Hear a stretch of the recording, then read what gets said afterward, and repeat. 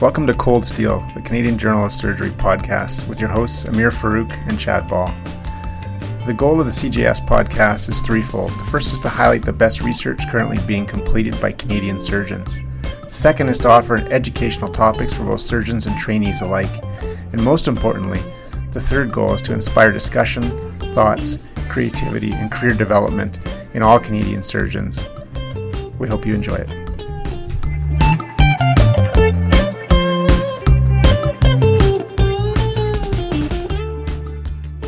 The relationship between a surgeon and patient is unique. Although our conversation with Dr. Tim Pawlik was wide in scope and interest, discussion of this topic was a real treat.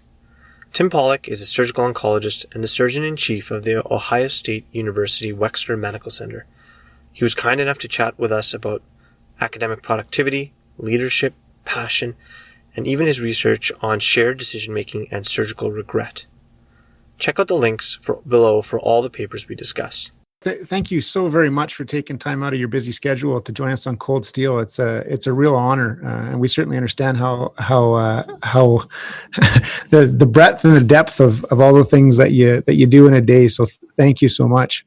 Most of us, I think it's fair to say, in North America and probably the world, know exactly who you are with regard to some of your papers and your professional side. But I was curious, for maybe those who don't know you as well, if you could talk about where you grew up and why medicine, and in particular, at the end of the day, why HPB? Yeah, absolutely. Well, first of all, Chad and Amir, thank you so much for having me on Cold Steel. I really appreciate it. I always say one of the very best things about academic medicine and academic surgery are the people that you meet. And, I've been really lucky to get to know you, Chad, in particular, over the years through different associations, and have a lot of respect for you. So this is a real honor for me today to be able to chat with the both of you. So thank you very, very much. So, a little bit about me. I grew up in Massachusetts, and, I know obviously you're a Canadian, Chad, and big hockey fan. I'm a Bruins fan. I grew up in the just outside the Boston area, in a town about 30 miles due north of Boston.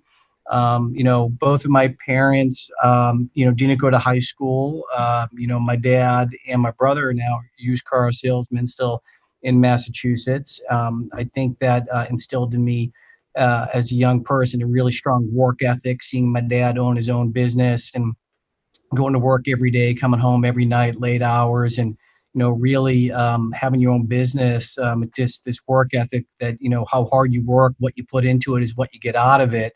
And I think from very early on, both he and my mother instilled me a very strong work ethic. And then, was lucky enough to do my undergrad at Georgetown, where I actually was a theology major, which comes up later on because some of my research interests have delved into ethics and now in religion and spirituality in the cancer journey, and then did med school up at Tufts in Boston, residency at Michigan, and then spent some time at the Massachusetts General Hospital with Ken Tanabe, in his lab, and then did my fellowship at MD Anderson with Nick Voté. And that kind of segues into your question, why medicine and why HPB? I would say why medicine was just really kind of, obviously the ability to kind of interface with people in a very special way, to be part of people's lives in a unique way, to be part of their healthcare journey, and to be part of potentially trying to heal them, both physically and, frankly, spiritually and emotionally. And then I would say HPB was largely because of some of my mentors, working with Ken Tanabe at MGH, who's an HPB surgeon, and being at an impressionable point in my life as a resident, and seeing Ken and the type of person he was, the type of surgeon he was and is. And then really Nick Voté, who has been my mentor and my friend for, well over a decade now, just kind of pointed me into the direction of HPB. And I like HPB probably for like most surgeons because it's tough. We never take the easy road out of places. It's challenging surgery.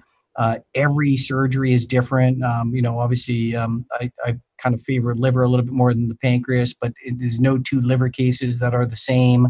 And just the intellectual and technical challenges that HPB brings with it. I think it's just so exciting every day to tackle those types of cases.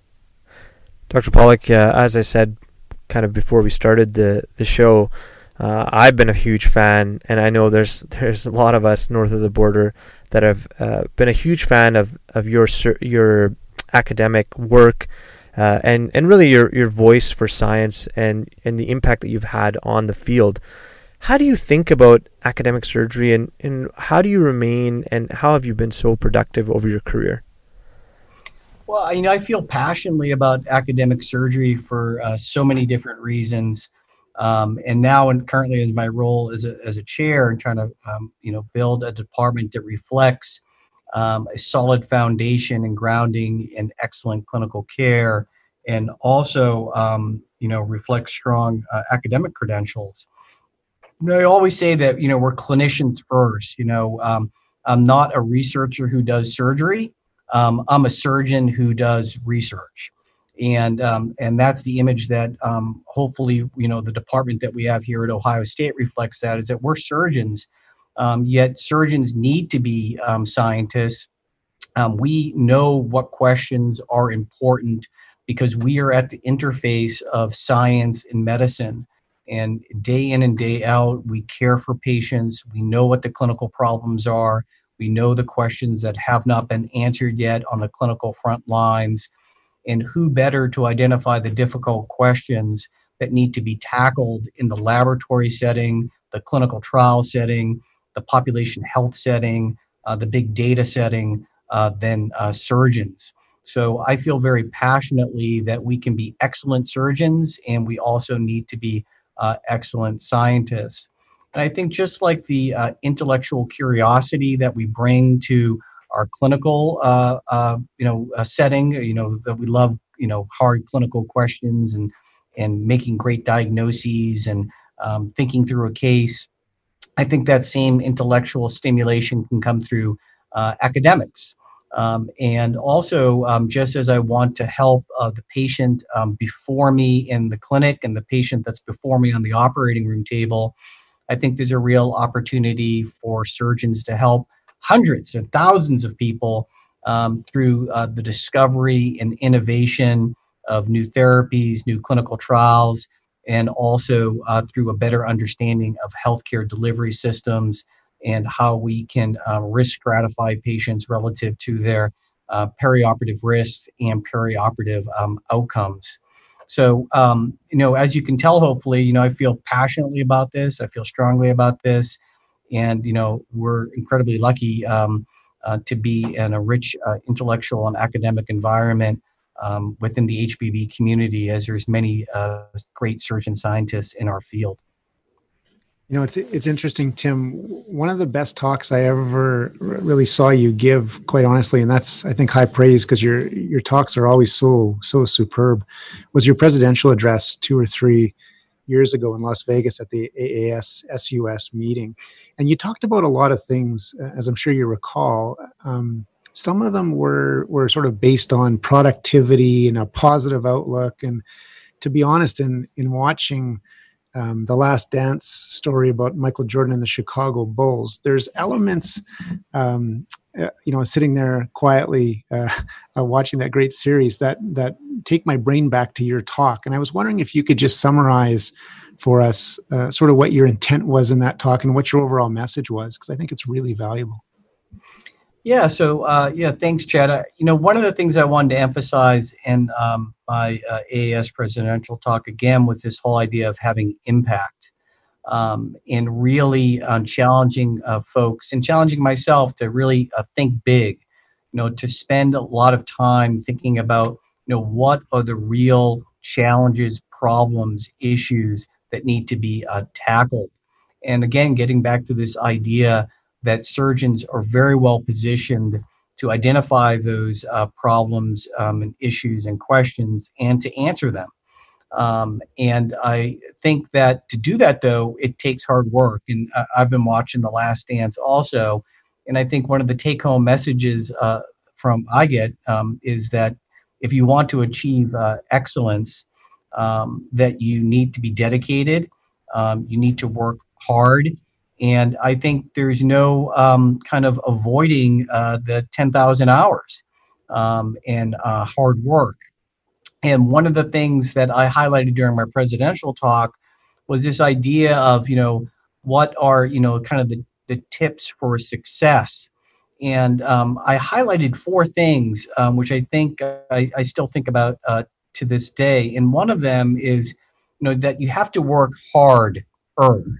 And if you want to get things done, that there's no real elevator to success, you have to take the stairs.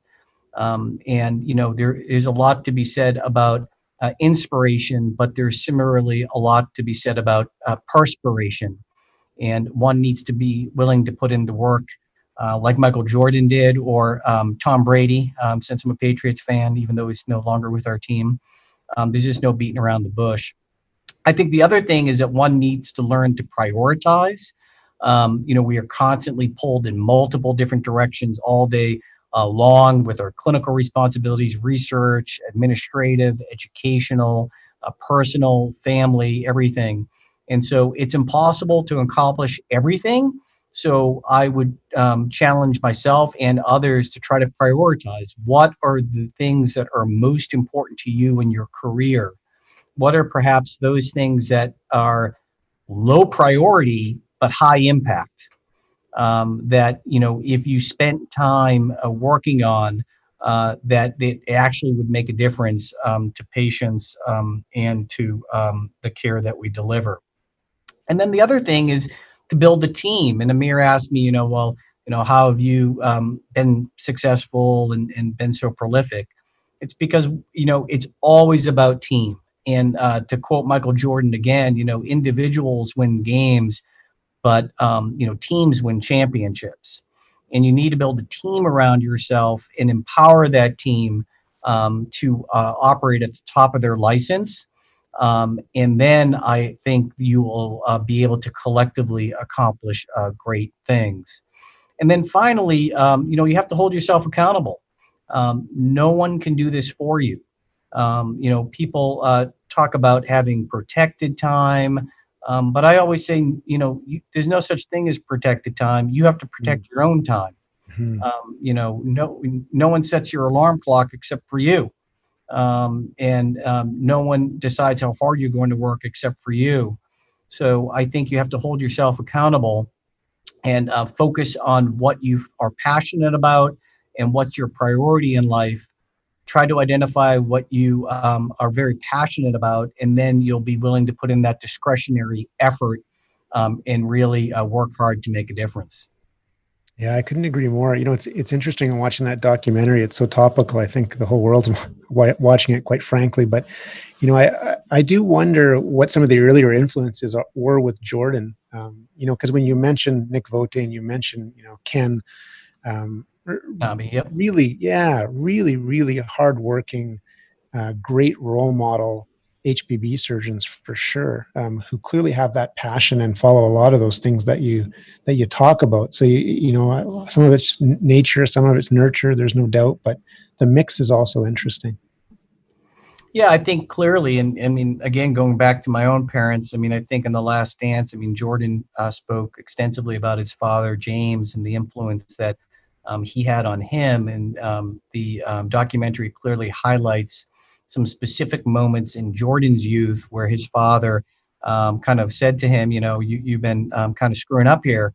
And if you do this, you're not going to be able to play sports. I don't know if you remember that. Yeah, exactly. And Jordan said he turned on a dime and then just really got his act together.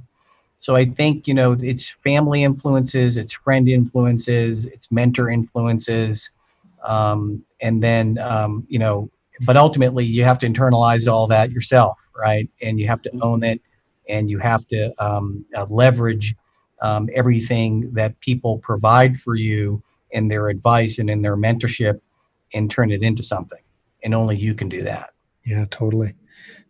It's really no surprise, Tim, that you're an associate editor or an editor-in-chief for a number of different journals: Annals of Surgical Oncology, JOGS, JAMA Surgery, and so on. How do you view those jobs, or that category of job for you, within the greater day or the greater week of your time? Yeah, well, I mean, I love the activity that I'm lucky and blessed to have through these different journals. I think that part of our job is, as researchers, is to innovate, to discover, and to do great science and discover new things. At the same time, you have to disseminate it. And so, unless you're able to write and get your work out there, so others can peer review it and adopt it, then we are doing a disservice to the research that we're doing. So I view it as kind of the final step in a robust research process. And in my role as editor or associate editor for a number of different journals, I feel very privileged to be able to review the latest science, the latest, greatest research that is coming out from our surgeons and our researchers, and to really see how people put their work together to have impact. So it's really a wonderful opportunity. Yeah, there's no doubt. It really is a privilege to both review and edit. It's a remarkable experience. I'm just curious, and all disclosure, to be honest, I asked Keith Lillimo the same question.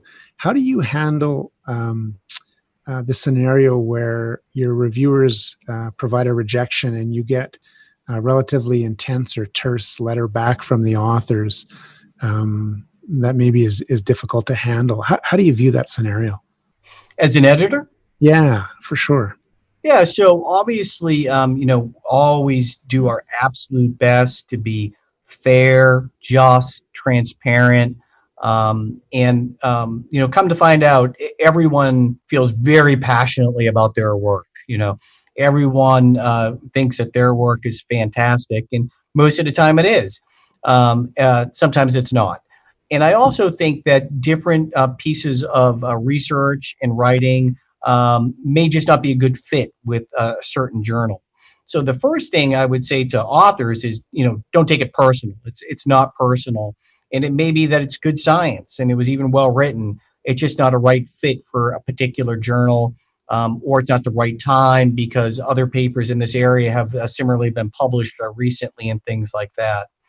I think if the authors bring up salient points that go to that there was some type of misinterpretation or erroneous interpretation of their data that would speak to why the paper was rejected, then we take that into consideration and occasionally would have it re-reviewed by separate reviewers.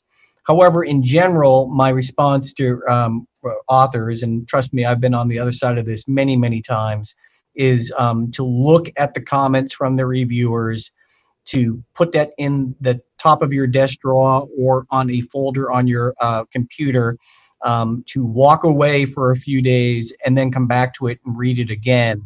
And I would surmise in most instances, if you are honest with yourself, the reviewers generally have good points, and you should incorporate those good points, move on, and try to revise the work and submit it to a different journal that may be a better fit. Yeah, I couldn't agree more. I think in Calgary, they call it the 1 week rule, because that's exactly what I say to the residents. When that negative review comes back, your initial interpretation is often like, not only am I a bad scientist, I'm a bad person. So put it away for a week and then read it with fresh eyes, Right. And don't take it personally. Trust me, I know it's hard for me not to do that too sometimes. But really try to look at it based on the scientific merit and something that's trying to help you improve your scientific work. For trainees or early faculty, is there any absolute do's or don't do's that you would advise in terms of submitting their work to a journal like any of yours? Well, I think a couple things. One is just try to work on your writing. The people say, that bad writing can make good science look bad. So even if your science is good and solid, if things are sloppy and poorly written, I am amazed at some folks' command of the written word. um, and so I would just spend time on the presentation, because if the presentation is poor and sloppy, sometimes we won't even get to the science. So that would be the first thing I would say. I think the second thing is, avoid focusing on issues of this is the biggest cohort or this is the first cohort. Size and primacy are less important than impact. So I think trying to frame the scientific question relative to some gap in knowledge is important. Frequently, what I am seeing is actually pretty good papers from pretty good science, just bad novelty. Lots of Me Too's that are in the literature. And I think that is something, when you're shooting for a higher impact journal, you really have to identify what is the gap in knowledge that you are trying to address through this scientific endeavor. Dr. Pawlik, speaking about gaps, I think one of my favorite sort of areas of your research that made me a huge fan of yours is your work on regret. And you kind of talked about this a little bit, or alluded to this a little bit in your background in theology. But can you tell us a little bit about your paper? Actually, I guess you have several papers on this topic, but can you tell us in particular about your 2017 paper in the World Journal of Surgery, where you systematically reviewed regret in surgical decision-making? Can you tell our listeners, firstly, why did you become interested in this topic? And then secondly, what did you find? Yeah, so that's a great question, Amir. So I think for me personally, most good questions or relevant questions come out of real experiences, clinical experiences. And, it was interesting as someone who does HPB surgery, do a Whipple on a patient, and then only a month or 2 months later, they have a liver met. There's a lot of regret that may go on there. There's regret amongst the patient. Wow, I regret having that operation. And then I would experience regret. I'd be like, oh man, I regret doing that operation. Should I have done something different? And so, in diseases that have poor prognoses, I think that decisional regret is a real thing. And decisional regret, as we and others have shown, can adversely impact patient outcomes. With increased anxiety, depression, and worse quality of life. And there's nothing worse in my mind than having done an operation on a patient and then there is a suboptimal outcome because they recur early.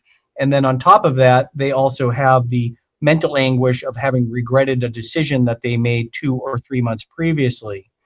I think similarly, when we think of provider self-care, there is a regret that we experience as surgeons, not only around a prognosis or recurrence, but every week when we have our M&M, mortality and morbidity conference, I see how surgeons can have regrets around decisions that they have made. So this whole idea of decisional regret is this feeling that if you had made another choice, that it would have been better.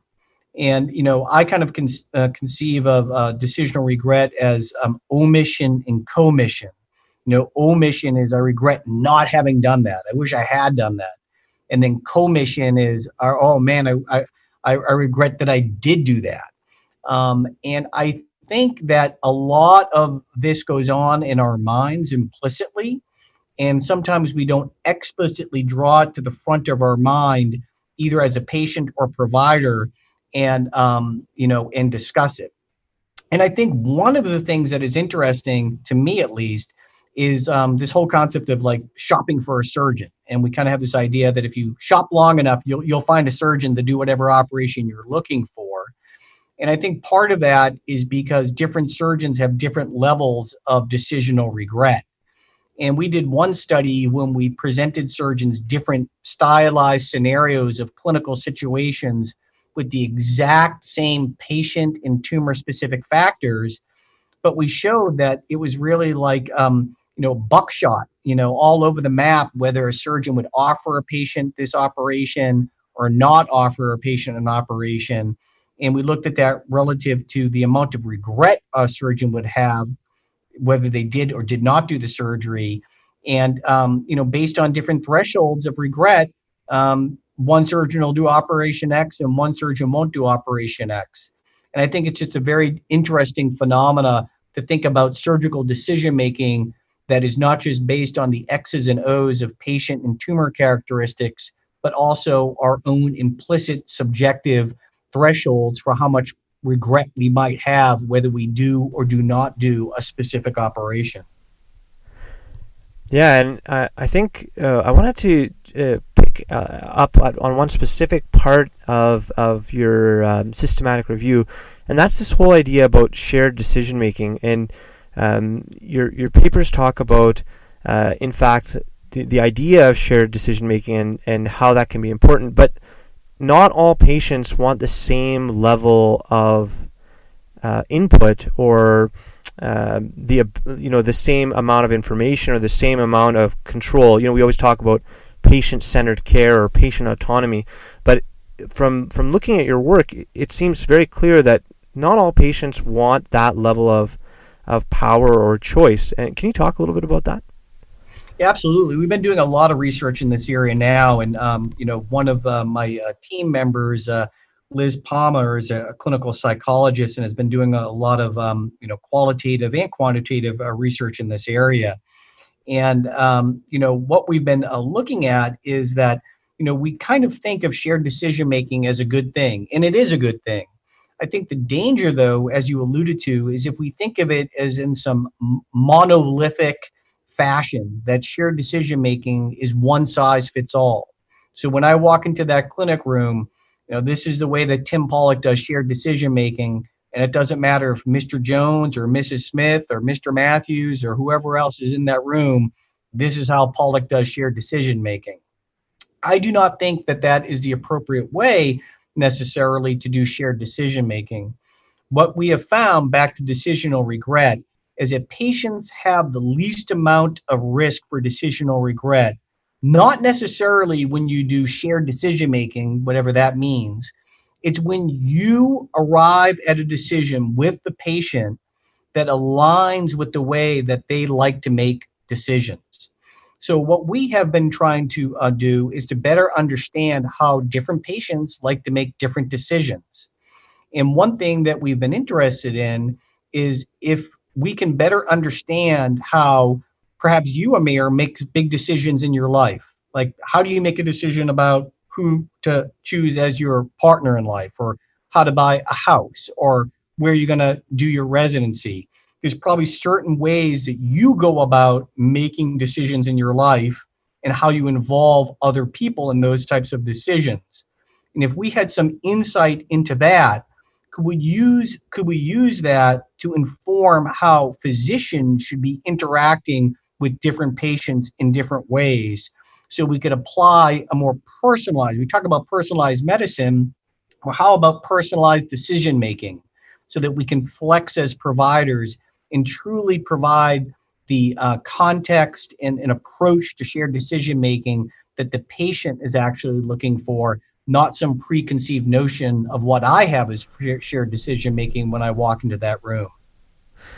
And I have to make a comment on this. I think one of my favorite things about this is that this research really isn't just about surgeons, but it's really actually looking at human nature and who we are as people. And I think that's one of the hallmarks of really cool and really impactful research, as you say, is that it has spillover to not just surgery, but to many aspects of let's say psychology, and it teaches us something about how we as human beings make decisions. And I just to follow up with that as well, what do you think that surgeons can do better in trying to understand how they themselves make decisions and how patients make decisions? Because it's one of the things that's always shocked me is that patients come into your office and you say, yeah, you need an operation, and they say, yeah, okay, sign me up. but it's amazing that you can get their trust so quickly. But clearly that's not always the case. What advice would you have for surgeons for themselves and for their patients? Yeah, that's a great question, and that's a big focus of our research right now, because I completely agree with you. The best thing is really to get to know someone. However, as surgeons, we frequently don't have that opportunity. It's not like family medicine or internal medicine where you spend years getting to know a patient and getting to know the nuances of their life, their family, and kind of really get to know them and understand how they like to approach things. To your point, it's not uncommon where I meet a patient, or you meet a patient, or Chad meets a patient, and within an hour, they're agreeing to some crazy big operation where I'm going to take a third of their pancreas out, part of their intestine, and part of their stomach, and they're like, sounds good, and we just met. And so, that's why I think that all the more reason for surgeons, we have to be very attuned to how patients like to make decisions. And we have to, I think, spend the time to understand. I always lead with, what is your understanding of this disease? What is your understanding of this operation? How would you like us to make the decision today? Who would you like to be involved in this decision? And I think it involves not only the surgeon, but it has to involve the whole team from the moment the patient shows up and interfaces with the resident. So we have to be modeling this behavior to our residents, and also other providers on our team, like the APPs and such. And we are currently trying to identify different tools that perhaps the patient could interface with before they show up, again, to kind of help frame the context for surgeons. So before even they meet a patient, they can have some idea about the decision-making style that this patient may prefer. And we've recently published some papers looking at different personality traits amongst patients, and how personality traits amongst patients can track with how they like to make decisions. And so if we could do some work in the pre kind of clinical setting to identify those factors, it may help me better understand when I walk through that door that in general, this is how Amir likes to approach big decisions. What excites me about this particular program that you're moving forward with is the reality. I think this is probably a teachable skill. It's a learnable skill. And we all know, as we're training, and maybe with our fellowship, and maybe then even as partners, some folks are so elegant and nuanced with patients and achieve that endpoint so quickly. And for others, it's a struggle. But you're right. I think if you pay attention and you have insight and you're willing to learn a better way, I think everything you talked about can be taught. And you guys are doing an incredible job of communicating that as time goes on. Yeah, I agree, Chad. I think these are teachable skills, and it's incumbent upon us as more senior surgeons, again, to be modeling these behaviors for the medical students and the residents.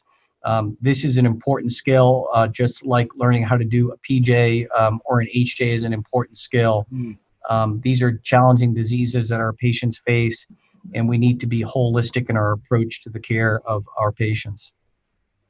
There's no doubt. Tim, you've been at The Ohio State now for a little bit as the chair, and I wanted to ask you a three-part question. When did you first know that would be your goal in terms of that level of leadership, and what pulled you into that? Second question then is, what are some of your biggest challenges day to day? And then I'm also thirdly curious how COVID more recently has impacted those things for you. Yeah, those are great questions. Well, Chad, I can honestly say that I never aspired to be a chair. I may have aspired to do the things that a chair does, but I never sat around thinking, oh, one day I want to be a chair. Right. And I think that's an important lesson for me, and perhaps others, is live in the moment. All of us are leaders now. And if one does a good job in your current role, it will get recognized, and subsequent opportunities will open up. And I think that if one is looking for future leadership opportunities all the time, then people can sense that you are not looking them in the eye, you are looking over their shoulder at the next opportunity. And I think that hopefully is something that I've never done. I think, I wanted to stretch myself both personally and professionally. And that is why I chose to come here to Ohio State. This was an incredible opportunity.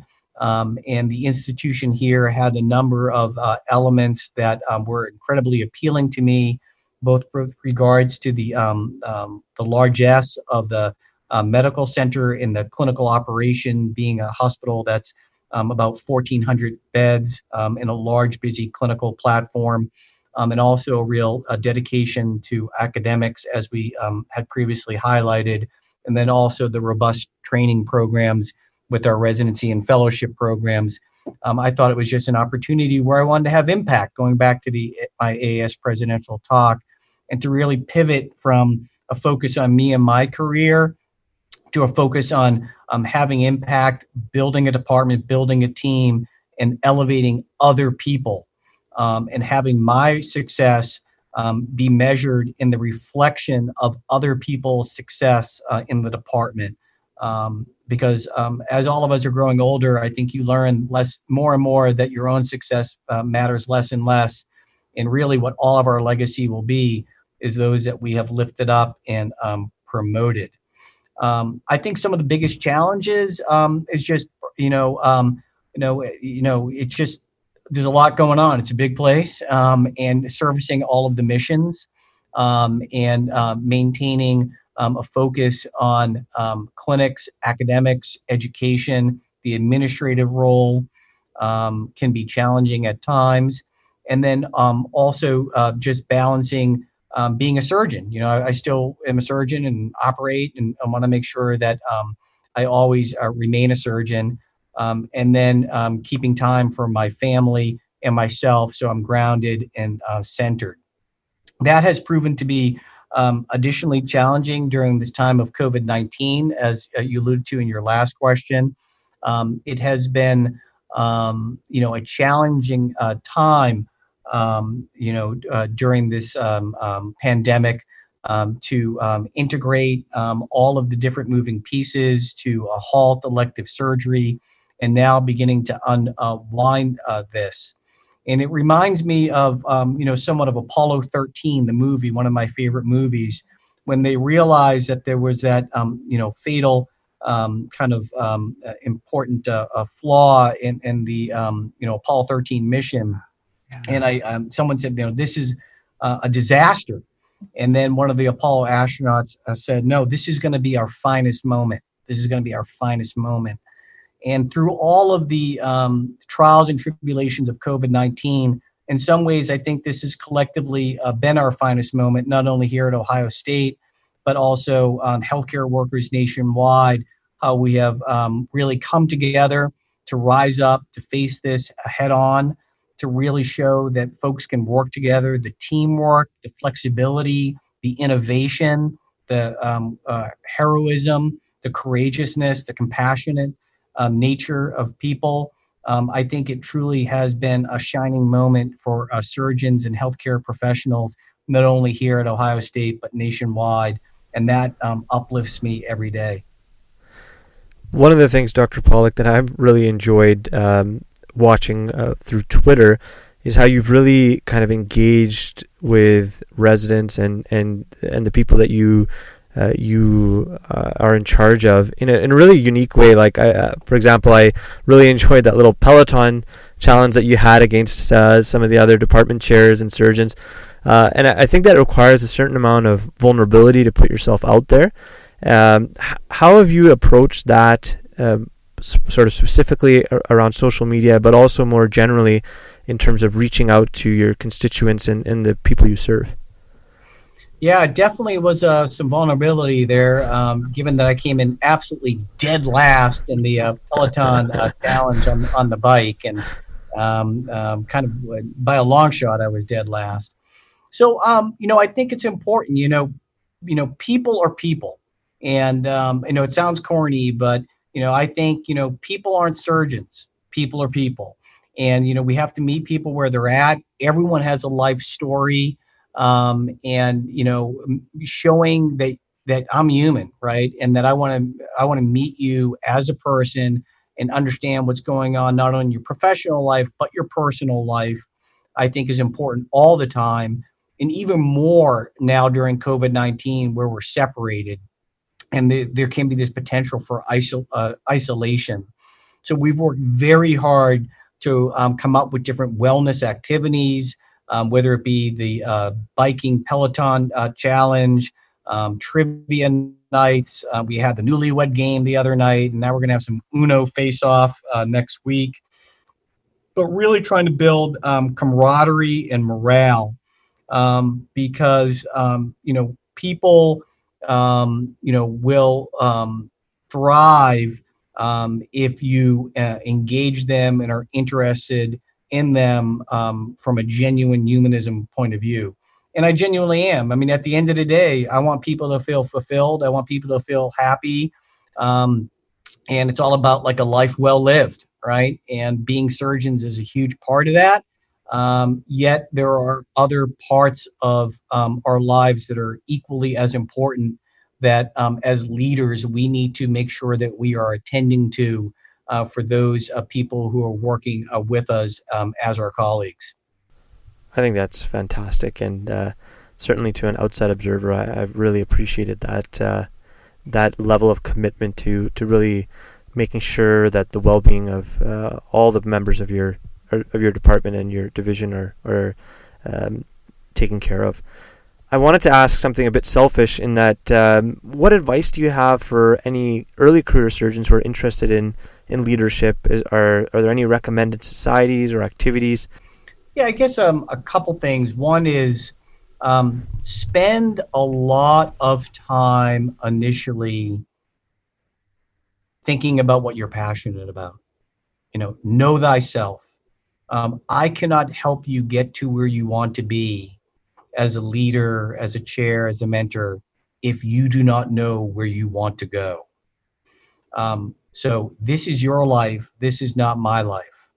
So I think I would strongly encourage folks to take time to really think about what makes you happy, what makes you fulfilled, what are you passionate about, where can you have impact. For the young people out there, you have a whole career in front of you, 20, 30 plus years to make a difference. What is going to be your trajectory? So before you jump into the deep end, really spend some time thinking about what road you want to get on. Obviously you can change paths, change roads, but really spend some time getting to know yourself and what your passions are. I would say that is the first thing. The second thing is find great mentors, and don't be afraid to move on if your mentors aren't working out. I always say, don't fire your mentors, just let them fade away. But if people aren't working out for you, find new mentors. All of us need teams of mentors, people that can kind of invigorate us, motivate us, act as, that light that draws us forward. So I think that is super important. The third thing I would say is, lean into it and work hard and realize that, depending on, what you want to achieve, you'll have to alter your efforts. And, if you want to be the Michael Jordan or the Tom Brady, then there's going to be a lot of practice and a lot of running the steps and a lot of, free throws you're going to have to put up in order to accomplish what you want to accomplish. And then I would also say, don't take yourself seriously. Enjoy yourself. Have balance in your life. I think that if you're happy, you'll succeed in the long term much more likely than if you're not. And then as far as societies are concerned, I'm kind of, don't want to be too much of a self-serving here, but I would have to say, one would be the Association for Academic Surgery, especially for young people.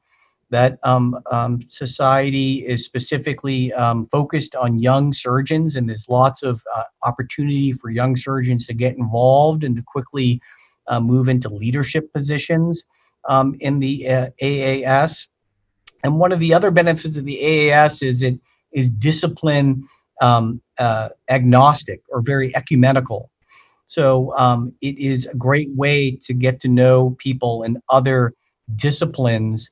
And then as your career matures and their career matures, you have a wide network of individuals in surgery writ large beyond HPB. I would also recommend that you get involved in the AHPBA.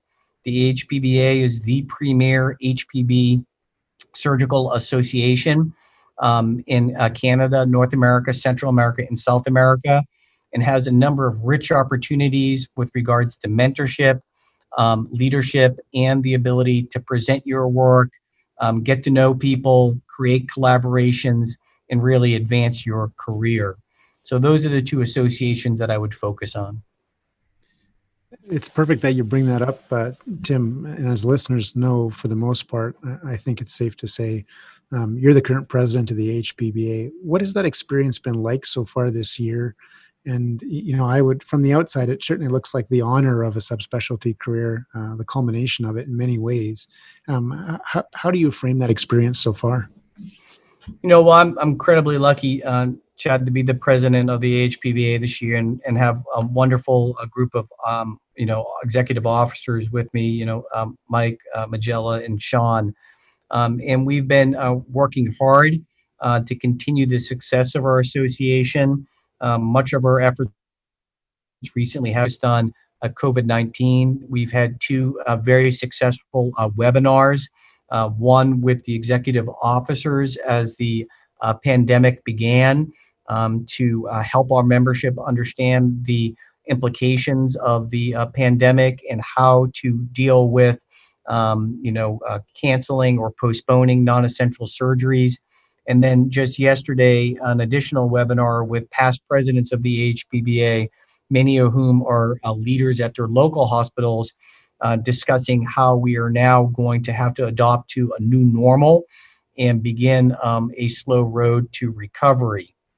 In addition, there have been a number of other logistical issues with regards to the AHPBA that we have been dealing with, even beginning to think about what our meeting will look like in March as this pandemic may last for a number of months. It wouldn't be fair if we didn't end the podcast with asking you a couple of sports questions. So since you brought up TB12 a couple of times, as you said, you're a Boston guy, and I have a particular love of Boston, as we've talked about before, given our family history. But I'm curious, how do you think TB12 will do in Tampa, and how do you think your boy Belly and the Patriot crew will do without him? Yeah, so I've been saying no Brady, no problem. And Belichick we trust. Yes. So Gronk and Brady are dead to me at the moment, and I trust Belichick, and I think we're gonna be fine.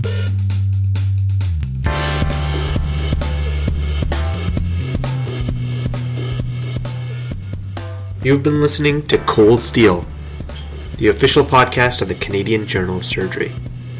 If you've liked what you've been listening to, please leave us a review on iTunes. We'd love to hear your comments and feedback, so feel free to email us at podcast.cjs@gmail.com or connect with us on Twitter @CanJSurge. Thanks again.